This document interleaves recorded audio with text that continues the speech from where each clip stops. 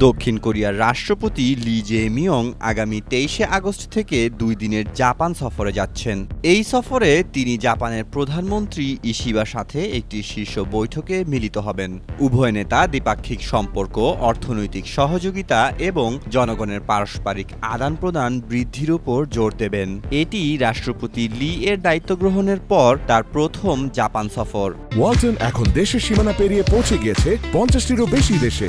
ওয়ালটন, ঘরে ঘরে বিশ্বজুড়ে। এই বৈঠকের মূল লক্ষ্য হল নেতাদের মধ্যে আস্থা ও বিশ্বাস স্থাপন এবং কূটনৈতিক সম্পর্ক আরও সুদৃঢ় করা। এছাড়া উত্তর কোরিয়ার পারমাণবিক কর্মসূচি এবং আঞ্চলিক নিরাপত্তার বিষয়েও আলোচনা হবে বলে জানা গেছে। এই বছরের জাপান দক্ষিণ কোরিয়ার কূটনৈতিক সম্পর্ক স্বাভাবিকীকরণের ৬০তম বার্ষিকী হওয়ায় সফরটি আরও তাৎপর্যপূর্ণ।